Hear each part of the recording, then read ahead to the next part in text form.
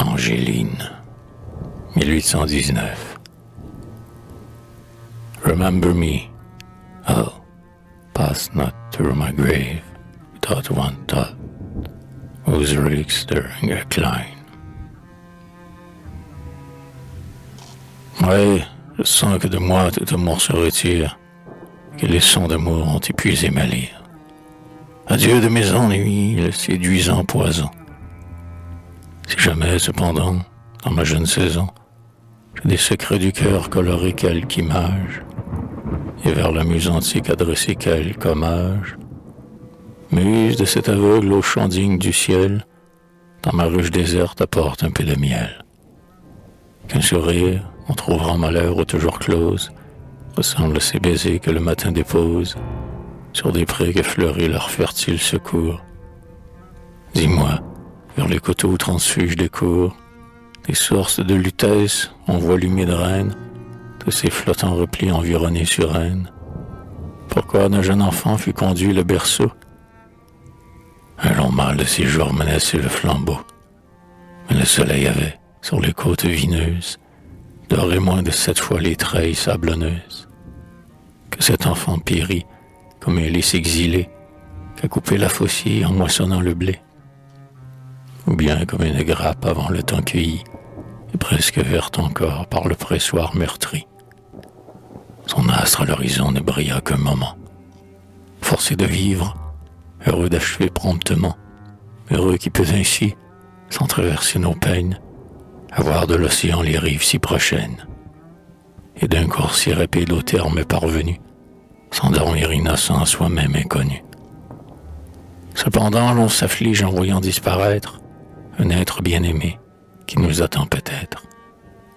Angéline n'est plus. Ses parents, désormais, vieilliront dans l'ennui qu'amènent les regrets. Sur le bord du tombeau qu'entr'ouvre la vieillesse, ils n'auront plus d'enfants dont la jeune tendresse, pour en cacher l'entrée, jette quelques fleurs. Ils pleurent. Ils voudraient qu'on partage à leurs pleurs.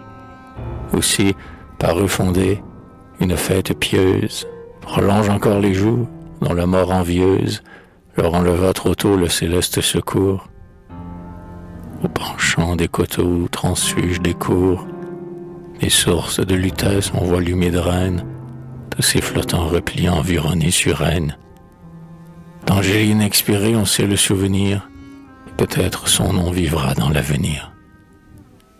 Quand les champs moissonnés ont enrichi les fermes, et que la terre prête attend de nouveaux germes, quand l'été qui commence à nous voiler ses traits, un soleil moins ardent échauffe tes guérets. Le prêtre dont la main de l'erreur nous rappelle, et nous ouvre les cieux du fond de sa chapelle, le roi du presbytère y convoque avec choix les vieillards dont le temps fait estimer la voix.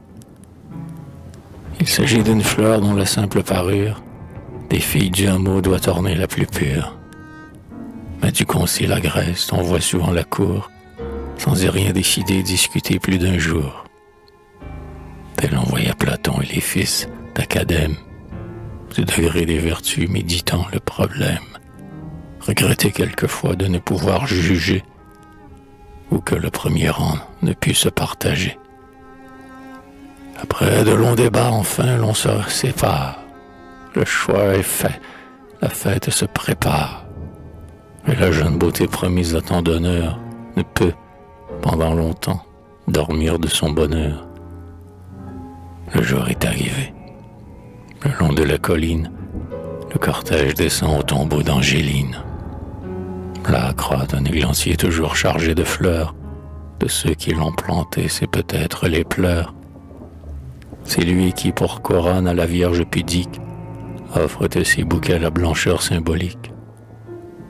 Un ruban noir l'attache à son front virginal, comme si du bonheur annonçant le signal, la mort devait partout se mêler à nos fêtes et nous tresser les fleurs dont se parent nos têtes. La mort tient dans la vie un côté du tableau. Près d'un riant aspect celui d'un tombeau. Souvent sous les cyprès de la mélancolie brille la prime vert ou la blanche encolie. Et la rose souvent honneur de nos jardins, qui couronnait jadis la coupe des festins, où s'enivrait Horace et l'amour de Tibulle, la rose du frélon fut souvent la cellule. Et du jeune amandier qui près de l'eau fleurit, on voit tomber les fleurs dans l'eau qui les nourrit. Quand le front de la Vierge a reçu la couronne, dont celui de ses sœurs en espoir s'environne, le pasteur la guidant au pied des saints autels, prépare de l'hymen les rites solennels. La jeune enfant alors, sans lever ses paupières, commence pour son Dieu de nouvelles prières, et devant son image abaissant les genoux, d'un mot qu'elle entend seule, appelle un jeune époux.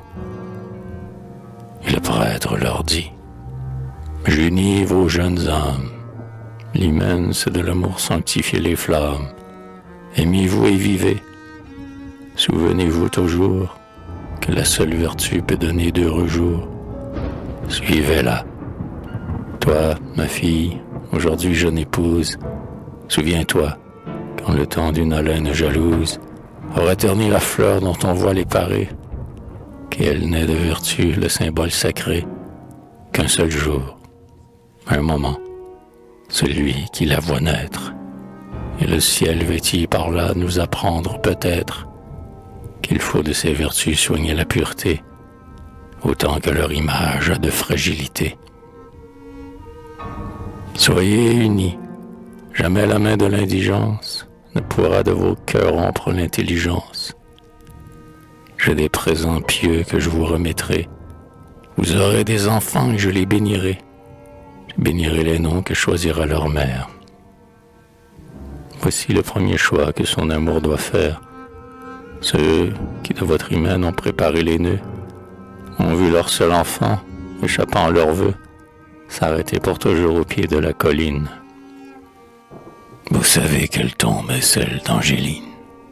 Jurez que c'est du ciel la première faveur vous accorde une fille, ils ont perdu la leur. De ce nom d'Angéline, elle aura l'héritage. Et si de votre amour un fils était le gage, que sa langue, en naissant, se forme à répéter le nom qu'aurait sa sœur, et qu'il ne peut porter. Ainsi dit le pontife, et la fête s'achève. L'espoir de ses auteurs n'a pas fui comme un rêve, et le nom d'un enfant toujours plus respecté ira dans son village à la postérité. En essayant mes chants, moi qui voulais sourire, à de tristes accords, j'ai ramené ma lyre. D'où vient que le bonheur ne me visite pas? Mes ennuis oubliés n'assiègent plus mes pas, et pourtant sur mon front le chagrin se replace. Du ciel qui s'apaisait, est-ce quelque menace? Je ne sais, mais je sens s'agiter dans mon cœur, comme un ver inconnu qui ronge sa vigueur. Oh Dieu, si vous frappez, ne frappez que moi-même. Je suis novice aux mots des personnes que j'aime. Le pays du malheur ne l'aurait pas connu. Et moi, vous le savez, j'y suis déjà venu.